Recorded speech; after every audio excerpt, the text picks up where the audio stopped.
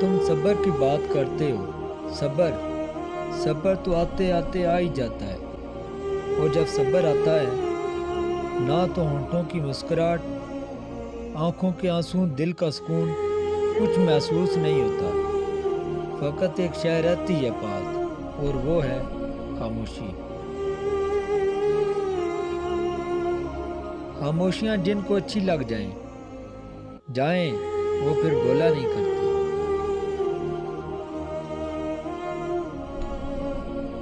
جب تمہیں اللہ کا ذکر سننا اچھا لگے تو جان لو کہ تمہیں اللہ سے اور اللہ کو تم سے محبت ہو گئی ہے۔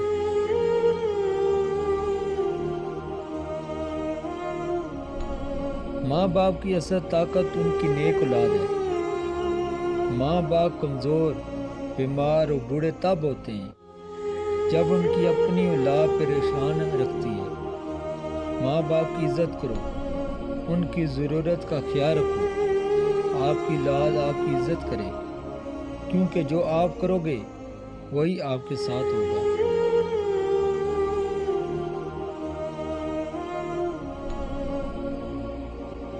جب اللہ چاہتا ہے کہ کسی بندے سے دوستی کرے تو اس کی زبان پر ذکر اور دل پر اور اپنی فکر کے دروازے کھول دیتا ہے۔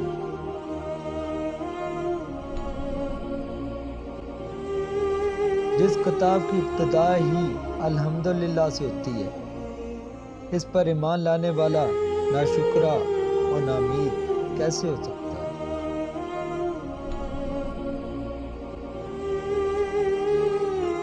سجدے کی توفیق ملنا بھی رب کی نعمتوں میں سے ایک بہترین نعمت ہے۔ جن سے یہ توفیق چھن جاتی ہے پھر وہ نہ دنیا کے رہتے ہیں نہ دین کے۔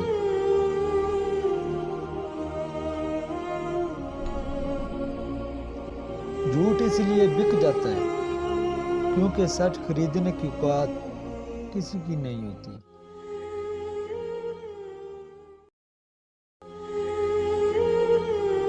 اللہ سے دوستی کے بعد پھر ایک وقت آتا ہے جب آپ کو تنہائی سے ڈر نہیں لگتا، اکیلے رہنا برا نہیں لگتا، آنکھ میں لوگوں کی وجہ سے آنسو نہیں گرتے، ہونٹوں پر ہر وقت مسکراہٹ رہتی ہے، ہم سے بات کرے یا نہ کرے دل مطمئن رہتا ہے۔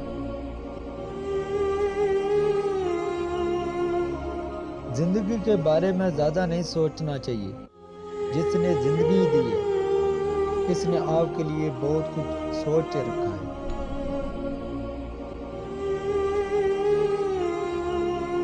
ناکامی کا منہ انسان کو اس وقت دیکھنا پڑتا ہے جب ہم کامیابی کے اصولوں کے لیے اپنے رب کے اصول توڑ دیتے ہیں۔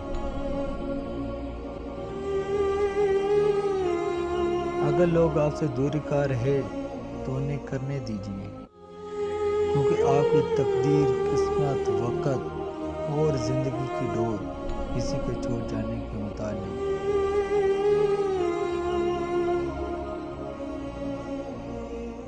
جب آپ کا دل بغیر کسی وجہ کے اداس رہنے لگے تو سمجھ لیں آپ کی روح اللہ کا ذکر مانگ رہی ہے۔ دعائیں قبول نہیں ہو رہی ہیں تو سمجھ لیں وقت آزمائش